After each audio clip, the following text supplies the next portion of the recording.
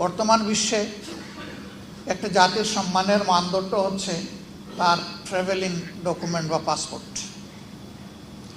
যে দেশের পাসপোর্ট যত বেশি শক্তিশালী ধরে নেওয়া হয়, সেই দেশের মানুষ ততটাই সভ্য এবং মানবিক। দুনিয়া এখন সবচেয়ে শক্তিশালী দেশ এই বিবেচনায় হচ্ছে আমাদের অতি নিকটের একটি দেশ, ছোট্ট একটি দেশ যেটা সিটি স্টেট, নগর রাষ্ট্র। আমাদের 1-1.5টা উপজেলার মতো যার আয়তন সিঙ্গাপুর। আর আমাদের তালিকা না বললেই ভালো, খুবই হতাশাজনক। এর কোনো সম্মান, উনি তো গ্রিন পাসপোর্টের কথা বলেছেন, আমি লাল পাসপোর্টের ক্ষেত্রেও তার ব্যতিক্রম দেখতে পাচ্ছি। আমি নিজেই ভুক্তভোগী। কার জন্য? নিশ্চয়ই আমাদের চারিত্রিক বৈশিষ্ট্যের জন্য। 55 বছরে দেশটি স্বাধীন হওয়ার পরে আস্তে আস্তে তো আগাবে, কিন্তু আমরা গিয়ে দাঁড়ালাম কোথায়? এই কিছুদিন আগেও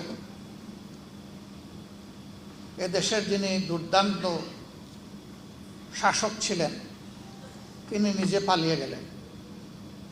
তিনি নিজে পালাবার আগে পরিবারের সকল আত্মীয় স্বজনকে পালানোর সুযোগ করে দিলেন। এবং তিনি যখন পালিয়ে গেলেন, এত দুর্ভাগা জাতীয় মসজিদের ক্ষতি পর্যন্ত পালাইলেন।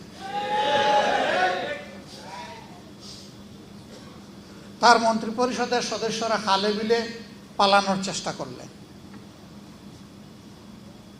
দুনিয়ায় মানুষের আশ্রয়ের 2টি জায়গা, অসুস্থ হলে হাসপাতাল, নির্যাতিত হলে বিচার বিভাগ। সেই বিচার বিভাগের সর্বোচ্চ স্তর হচ্ছে আপিলের ডিভিশন। সেই ডিভিশনের একজন বিচারপতি পালাতে গিয়ে কলাপাতার উপরে ঘুমালেন। 90 ভাগ মুসলমানের দেশে অমানবিকভাবে আয়নাঘর তৈরি করা হলো। জুলাই জাদুঘর, স্মৃতি জাদুঘর যারা দেখেছেন তারা তার দামি রূপটা দেখতে পাবেন। বাস্তব রূপ ছিল তার চাইতেও কঠিন।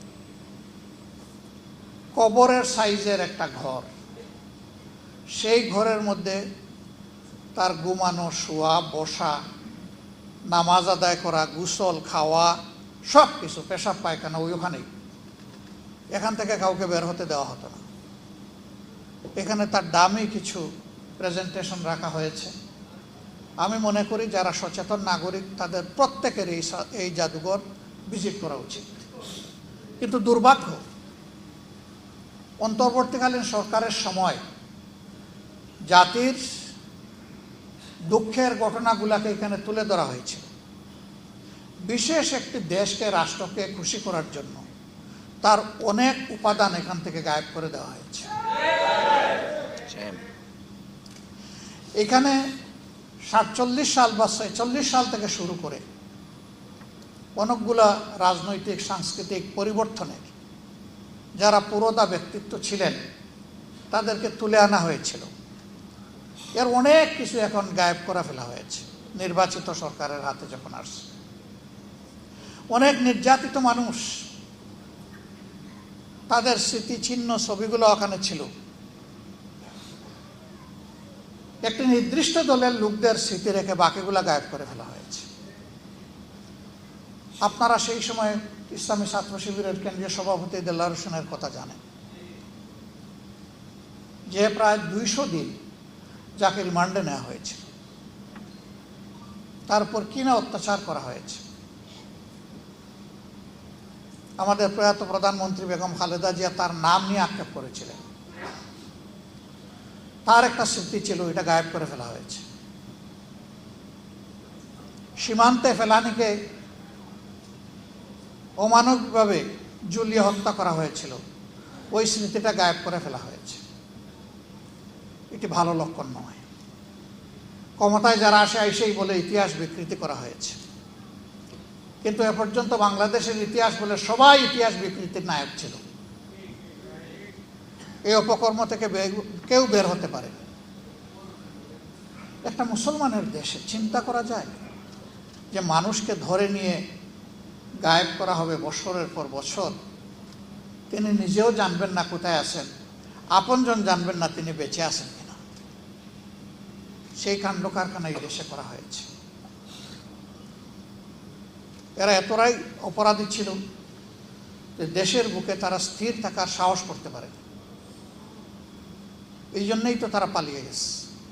আর দুনিয়ার ইতিহাস বলে একবার যারা অপকর্মের দায় নিয়ে পালিয়ে যায় তারা আর ফিরে আসতে পারে না। কোনো ইতিহাস নাই। বাংলাদেশে এখন সেই ন্যারেটিভ তৈরি করার জন্য পরিকল্পিতভাবে ফ্যাসিস্টদের যারা দূষণ তারা এখন নেমে পড়েছে।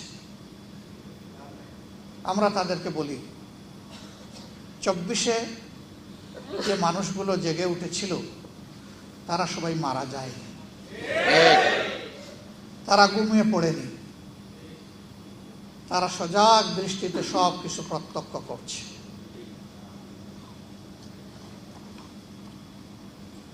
মূল যুদ্ধের আগে বাহিনী তৈরি হয়, তাদের কসরত করতে হয়, রিহার্সেল দিতে হয়।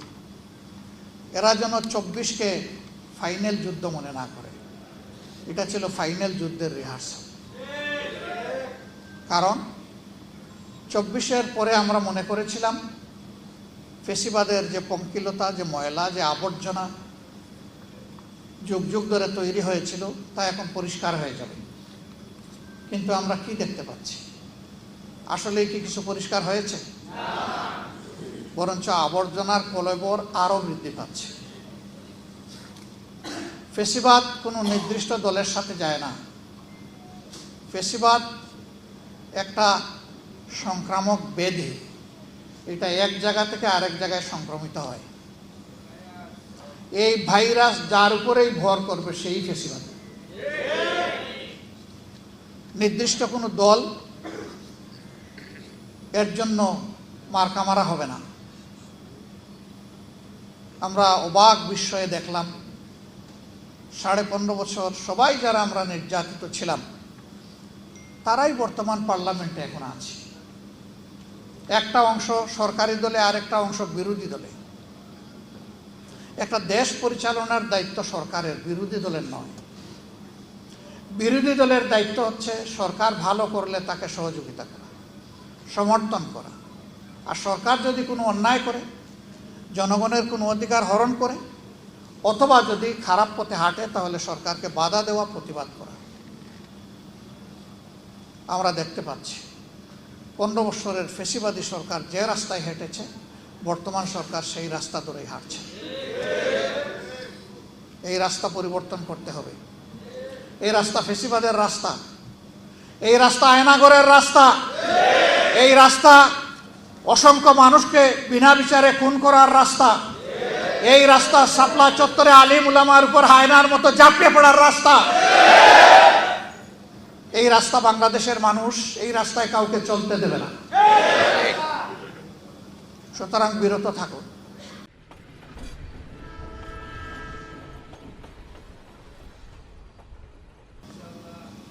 আমাদের ঈমান দুর্বল হতে পারে, আমাদের প্রস্তুতির ঘাটতি থাকতে পারে, আমরা স্বয়ং দুর্বল হতে পারি, কিন্তু যার হাতে সমস্ত কুদরত কুওয়াত তিনি দুর্বল নন।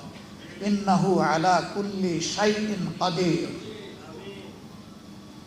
আমরা সেই মহান কুদরতের উপর ভরসা রাখি, আমরা মুতাওয়াক্কিল। যেমন আফম খালেদ হোসেন সাহেব বলে গেলেন যে তিনি আস্থাশীল, এই সমাজ বদলাবে। আমিও তার সাথে একাত্মতা ঘোষণা করে বলছি আমরা গভীরভাবে আস্থাশীল, এ সমাজ বদলাবে ইনশাআল্লাহ। এখন আমাকে নিয়ে না আমাকে বাদ দিয়ে সেটা হচ্ছে প্রশ্ন। যদি এই পরিবর্তনের অংশীদার আমরা সবাই হতে পারি, আমরা সৌভাগ্যবান। আর যদি কেউ না হতে পারি, আমি দুর্ভাগ্যবান। কিন্তু সমাজ বদলাবে ইনশাআল্লাহ। আমরা সেই লক্ষণ চতুর্দিকে দেখতে পাচ্ছি, সারা বিশ্বে আমরা দেখতে পাচ্ছি। যখন দুর্বলরা আল্লাহর উপর ভরসা করে দাঁড়িয়ে গেছে, আল্লাহর সাহায্য অবধারিত তাদের জন্য হয়ে গেছে। আমরা সেই আল্লাহর উপর ভরসা রাখি। সেই পরিবর্তনের জন্যই আসুন সবাই মিলে আমরা সময়গতভাবে প্রস্তুতি নেই একটা মানবিক সমাজ গড়ার জন্য, যেই সমাজে প্রত্যেকটি মানুষের মানবিক মর্যাদা প্রতিষ্ঠিত হবে, নারী পুরুষ নির্বিশেষে। মদিনার সনদের কথা আজকের আলোচনায় এসেছে। এর সাথে শোনায় সোহাগা হতো যদি বিদায় হজ্জের ভাষণের সারবস্তু এখানে সংযোজিত হতো। তবে যেহেতু সংস্কারের সাথে বিষয়টা রিলেট করে, এই জন্য সম্ভবত এটাকে হাইলাইট করা হয়েছে। যেখানে কালো আর দল, যেখানে আশরাফ আর আতরাফ, যেখানে আরব আর আজম, সব কিছুকে আল্লাহ রাসূল পায়ের তলায় ফেলে দিয়েছিলেন, সেই বিশ্বটাই আমরা দেখতে চাই। আল্লাহ তাআলা ওই বিশ্বটা আমাদেরকে দান করুন। এবং প্রিয় বাংলাদেশ, কোরআনের আলোকে আল্লাহ তাআলা রাঙিয়ে দিন, যেখানে দল মত জাতি ধর্ম নির্বিশেষে সমস্ত মানুষ শান্তি পাবে এবং নিশ্চিত নিরাপত্তা ভোগ করবে, যেখানে জাস্টিস সবার জন্যে এবং সমান হবে, কারো জন্য এটি আর কারো জন্য ওটি হবে না, সবার জন্য সমান হবে। সেই দেশটাই আল্লাহর দরবারে আমরা, মহান আল্লাহর দরবারে আরজ করছি, আল্লাহ যেন আমাদেরকে সেই দেশটাই দান করে। আমিন। আজকের এই সেমিনারকে আল্লাহ কবুল করুন। আয়োজনে কোনো ভুল হলে আল্লাহ ক্ষমা করুন। যা কিছু মাবুদের দরবারে পছন্দ হয়েছে আল্লাহ তা কবুল করুন, বরকতময় করুন। আমাদের প্রত্যেকটি নেক পদক্ষেপকে আল্লাহ তাআলা তার সাহায্যের হাত বাড়িয়ে শক্তিশালী করে দিন। আমরা কোনো ভুল করলে আল্লাহ আমাদের ইসলাহ করে দিন এবং মঞ্জিলে মকসিদে পৌঁছার পথে যত বাধা আসে, এককভাবে শুধু আল্লাহ তাআলার উপর ভরসা করে সেই বাধাগুলো মাড়িয়ে যাওয়ার তৌফিক আল্লাহ তাআলা আমাদেরকে দান করুন। নাসরুম মিনাল্লাহি ওয়া ফাতহুন কারীম ওয়া বাশশিরিল মুমিনিন। আসসালামু আলাইকুম ওয়া রাহমাতুল্লাহি ওয়া বারাকাতুহু।